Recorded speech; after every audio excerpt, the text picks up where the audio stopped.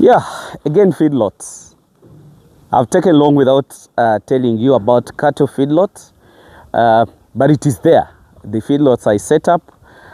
This feedlot you see, I set up this feedlot, I think it's like 2-3 years ago, and it's at Mish Farm, just here, Nakaseke in Mijumwa. And I designed this feedlot in a system whereby if an animal goes into the system, it cannot go out, not until it's going to be eaten. So all the stuff, all the system can be done in this. The system I used to design this feedlot was really very standard, accommodating number of animals. This is 2,000 bull cattle feedlot. It's sitting on 2 acres. It's 2 acres, and we are planting pastures on over 200 acres. It's just because of the condition. But if it was in a very good area like Fort Portal, where the rain is in abundance, we would only use 150 acres for that. What you're seeing, these guys are feeding. These are chopped. This is a chopped Bracharia mulatto. You remember my stories of Bracharia mulatto, and this is what these guys are really feeding on. What I don't want you to forget is that in the feedlot system, dry matter is a key. It's very important because of the carbohydrates, and also to remind you that if you need your animals to convert a lot, they really need to have dry matter more in their feeding and carbohydrates, because carbohydrates are the source of energy, and even the conversion of the feeds is all about the energy. Come, we go together. So this, what you see here, this is silage. I think my cameraman can come with me and show you.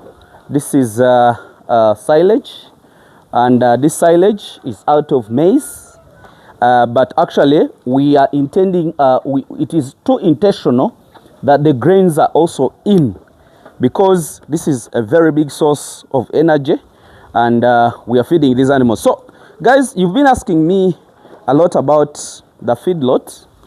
How are they done? How do you compare this vis-a-vis the goat farming? Or what makes more money, cattle feedlot and goats?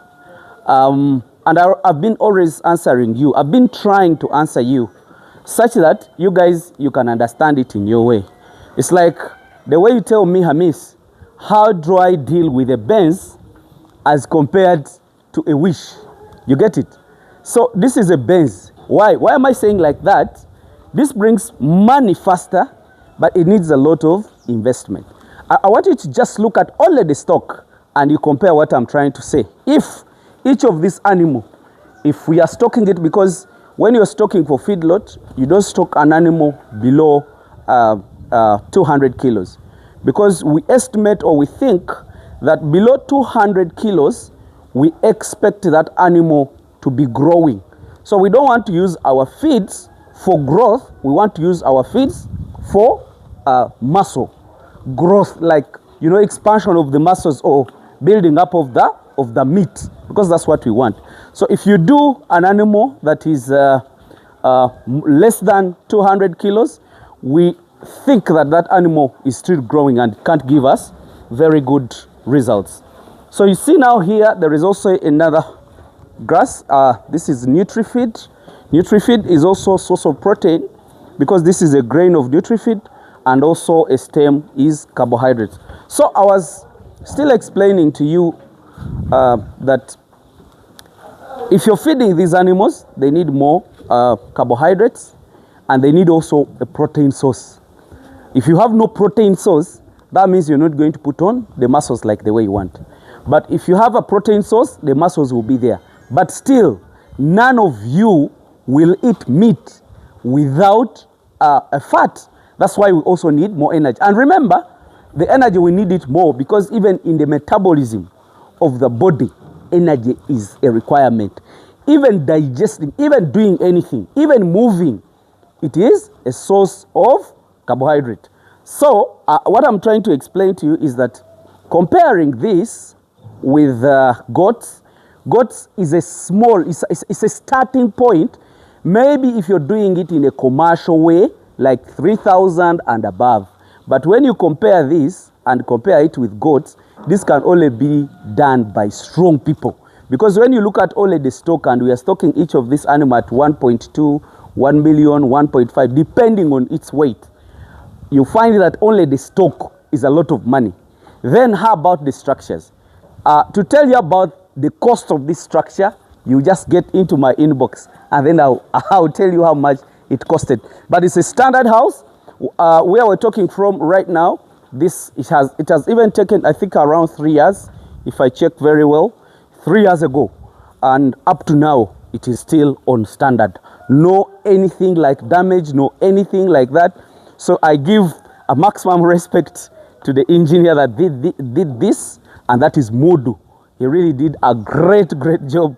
Because yeah, so I was still explaining that the two businesses are all very good businesses, but in reality this is a heavy business, and you invest a lot, but you also get a lot. Because remember, these guys, we don't want to keep them more than 3 months. Reason being, we are looking at feeding them, they add up the weight, and then we slaughter them. So that means a person doing this needs to be really very well established. If you're not established, you might not get money out of this business, because the investment itself is a lot. It's a lot of money you get. So basically, even those that want to start it small, like maybe 10 animals or 15 animals, it's also possible, because you remember each of these animals, we count that after 3 months, it should have eaten maybe maximum 300,000. If it goes beyond that, it's eating your profit. The reason, or the animals that we look at to have in the feedlots, one of the animals, those are the only beef cattle animals. I'm telling you the truth, those people who are saying that any bull can be fattened, any bull can be put in the feedlot. The reality is we have that tendency of not recording in our country, you get? And that's the reason why we don't give good information. The truth is, if you do other animals, yeah, so this costs you a lot of money, but it's supposed to be timely. You must do it in time. If you take long to at least dispose them off from the feedlot, they are eating your money. And remember, this business is all about how much does it eat and how much does it take. So guys who are doing feedlots, and you say that you're doing feedlots, and those feedlots you're making not having this kind of animals in the weight, because this is actually called a finishing. You're finishing something already started, but you're finishing it up. You're feeding it extra such that it attains more weight, then it goes off. So basically, that's the kind of information I really needed to share with you. And you guys, you can have your time, enjoy your time, and then be well. Let me just wish you the best, guys, and bye for now.